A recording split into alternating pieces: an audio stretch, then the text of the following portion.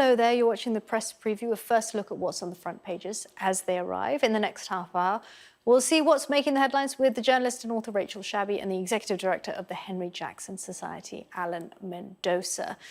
Let's see, there's Alan. Rachel's having some problems, some tech problems, but we'll get her up as soon as we can. Alan's here with us. Alan, thank you for joining us. First, let's have a look at what's on some of the front pages. The Observer has spoken to senior officials in the food supply sector who allege that the government has handled the so-called pingdemic badly enough to make the situation actively worse.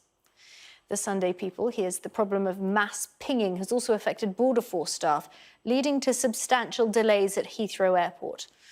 Although the delays at Heathrow Airport might be the least of your worries if you had cancelled holidays in France planned this summer, the Mail analyses the, quote, fiasco surrounding the Prime Minister's last-minute decision to enforce quarantine on return from France, even if you're double vaccinated. While the Star has fun at the expense of people who use teeth whiteners, which have apparently been in short supply because of widespread self-isolation. The Sunday Mirror understands the government intends to press ahead with vaccine passports at football stadiums, although clubs are reportedly worried that restricting the number of attendees could push them into financial difficulties. The Telegraph has the same story. Its headline mentions the Premier League, but if they're brought into effect, the admission policies would go as far down the rankings as the bottom of League Two. Scotland on Sunday carries testimony from hospitality workers who say in the wake of lockdown, their employers aren't doing enough to keep them safe from the dangers of COVID. The Express says the Prime Minister wants to give every victim of crime access to a named police officer who will handle their case and be a point of contact. While according to, there you go, the Sunday Times, some private schools are being accused of attempting to give their pupils an unfair advantage by lobbying top universities to give them places before their results are known. We are joined tonight, as I was saying, by Rachel Shabi. She's here, she sorted out her tech difficulties, and Alan Mendoza. Thank you so much for staying up and chatting to us. The pingdemic continues. I've heard it called Pingmageddon as well. I don't know which one I prefer. I think Pingmageddon. But good evening to you both. Let's start with The Observer. Alan, what do you make of this? Food Boss is saying that ministers are making supply chaos worse. Well, it's a difficult one, isn't it? It's this whole pingdemic has taken over the country's sensibilities, and you can see this in the food supply conversation, because the government has seen obviously the concerns about shelves not being full in supermarkets, has tried to come up with a way of getting round that by excluding 10,000 from the whole self-isolation focus if they do the lateral testing in that way. But of course, others are now saying, but you're doing this is actually causing more problems rather than less. You're not linking through to the supermarkets. It's all very well to get the food on at least to the supermarkets, but then we can't get them onto the shelves because there's no staff there. So in a sense, it's a bit of a circular argument. We're going back to this whole point. Who should be self-isolating? Who ought to be self-isolating? Should we be moving this date line up from the 16th of August? And currently, we don't have many answers. Rachel, what do you think? Because it is difficult, isn't it, to come up with some sort of coherent list at such short notice?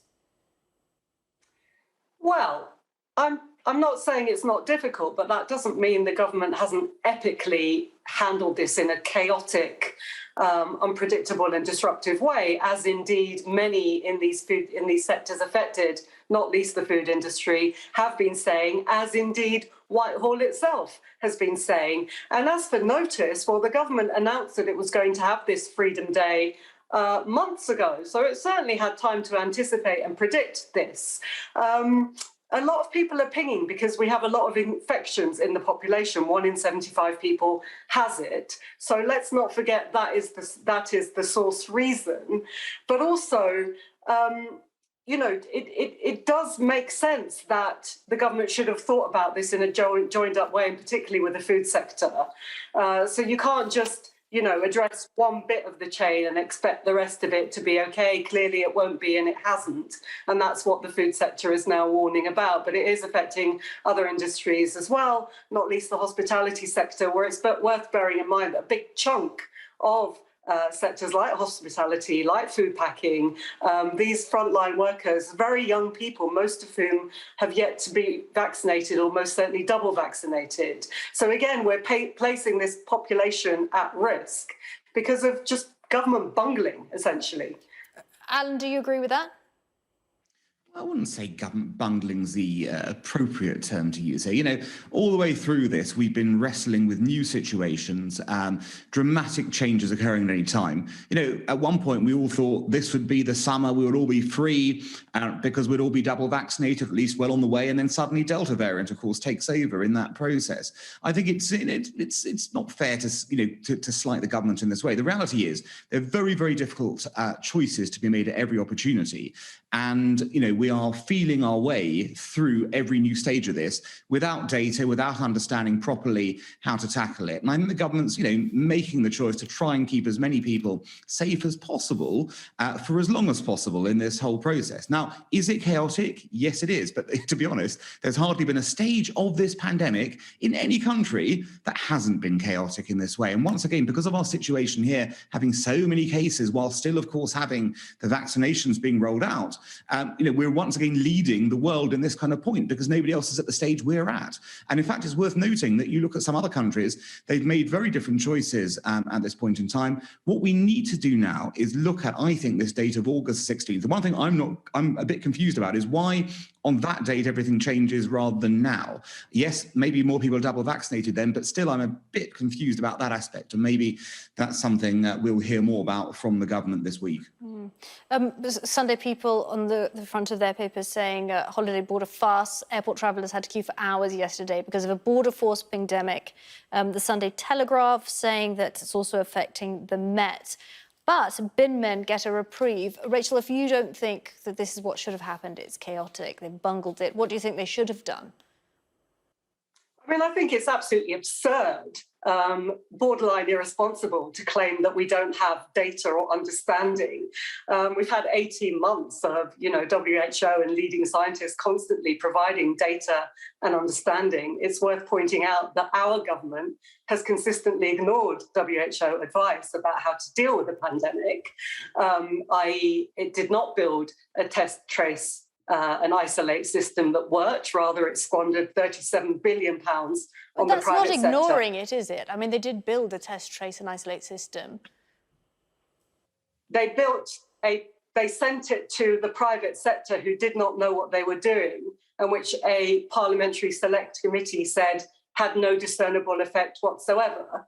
So, no, they didn't ignore it. Instead, they used it as an opportunity to siphon off £37 billion to private donors, but also even measures like financially supporting people who need to self-isolate so that they are able to do so. Just imagine if a chunk of that 37 billion had instead been offered as assistance to help people who need to self-isolate, what a difference that might have been. So I do think that along the way, there are definitely measurable, tangible things that the government could have done and ignored, and it would be irresponsible of us to pretend that that's not the case. And go ahead, I see you shaking your head. Well, you know, I read an article today which kind of sums up why Rachel's points here are just a bit silly, I'm sorry to say, because if you look at the history of the test trace program, a lot of complaints at the start, oh, it's not fit for purpose, it's not working. And now, of course, the complaints are, it's working too well, we're all being pinged, it's all working, everyone knows who's been in contact with in this way. It's the only program, unfortunately, where it's slammed for not working well and working too well in this regard. The reality is that the program is working very well, as we say now, too well, perhaps, in terms of how that kind of works and connects up. And looking back on it, there will be this whole inquest to look into what happened over the course of the pandemic. And it's all very well for us to sit here in our, you know, tastefully created homes. Rachel, I do admire your bookcase there. Some good books on there. But, you know, and make those points. The reality is that's going to have to come out in a full discussion, in a full investigation as to what happened 12 months ago, 16 months ago, 8 months ago in this crisis. What we have to look at is what's happening now, and that's what's most important. But it's interesting, Rachel, what you mentioned it. We spoke to Jenny Harries yesterday, who said we have this pingdemic because we have a pandemic. Do you feel that the sense, the issue at heart gets lost, that people are getting pinged because they're coming into contact with people who tested positive, and whether or not that, you know, they have to self-isolate or they're going to spread this virus, bottom line. Absolutely. The reason people are getting pinged is precisely as the scientists are saying. And by the way, it really doesn't matter what I, in my, you know, home next to my bookcase think. It doesn't matter at all. What matters is what the scientists are saying. And as you say, the scientists are saying the reason so many people are getting pinged is because 1 in 75 in the population has COVID. So, you know, if I were to take a bus or to go on a train, 1 in 75 people there would have COVID. So, of course, we're going to get pinged more. And that's the thing that we've lost sight of. Now, of course, as well, the vaccine is having an effect on that. It is meaning that not all of those will translate into hospitalizations, but certainly a high number of them are. High enough for the NHS to now be saying, look, we need to rededicate some of our emergency wards and intensive wards to COVID, which means that they're not doing those other vital medical treatments, including cancer, of which there is a huge backlog. So there is many and varied bad consequences of the government having let the virus rip through the population now and having decided that that is acceptable. There are consequences to that, and we need to discuss that. Alan, do you think that there is an argument to be had for if they were going to open everything up on the 16th of August, that it should have coincided, oops, I'm throwing my pen across the studio here, that they should have had, you know, not this gap. If everyone doesn't have to self-isolate from the 16th of August, why don't you just keep the social restrictions in place until that day? Well, this is, I think, you know, there is confusion about this aspect of it, I think, look, we were working towards a timetable where, you know, Freedom Day, the so-called Freedom Day would occur. And, you know, the government had to make a difficult choice about where it was going to draw the line on these issues. And I think what it's done has been to look at the link between, obviously, vaccinations, hospitalizations and deaths. Now, Rachel says that, you know, it's high. It's not high. It's actually a very low link, as we know, in the sense of if you compare this number of cases with the hospitalizations, yes, there are people being hospitalized and sadly dying, absolutely. But it's nowhere near a fraction of what was happening back in December, January. And so the government felt able to release, you know, the restrictions on that basis. And they're not wrong on that side. The science clearly shows that the vaccination program has, you know, kind of weakened that link dramatically. So from that point of view, it was right, I think, to loosen the restrictions. Briefly, Alan, because we've got to go to break. Yeah, sure. But where we are now quickly is basically, I think we have to, I would actually move the time of the restrictions forward. Ending in terms of self-isolation, saying, look, we trusted the vaccine, let's keep on trusting the vaccine, that's where we should be going from now. OK, right, let's start with the Sunday Express. Rachel, what is this about? Every victim is to have a named police officer, so that sounds like it's going to work.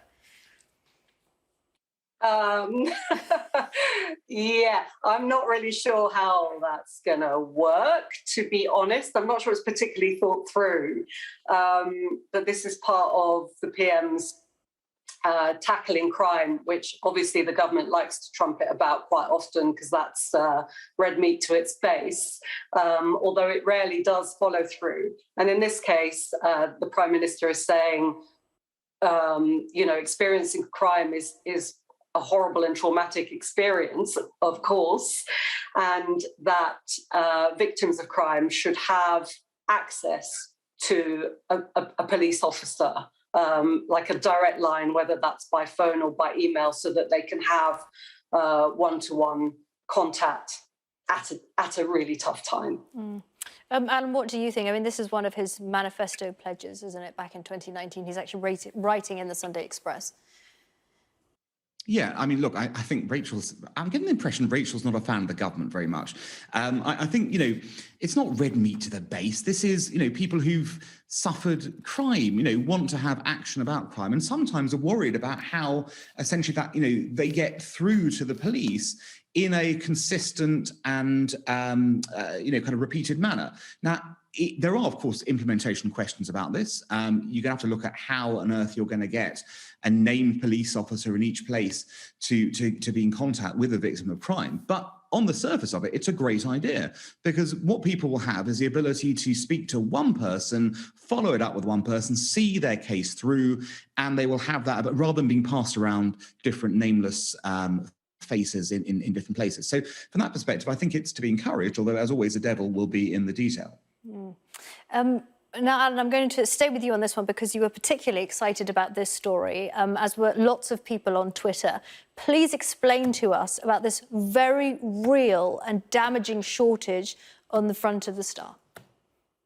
Well, I think that this is the story of the day, basically.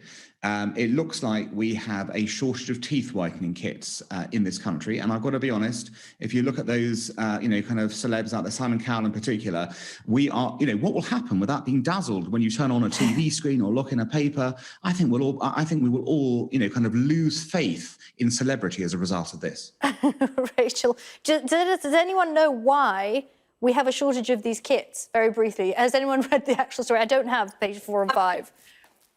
I'd like to know why there's a horse on the front of that. But I think it's because apparently people have been doing self-whitening at home in lockdown. They've got nothing else to do. There's been an increased demand. Yeah. Okay. Well, let's end it on that.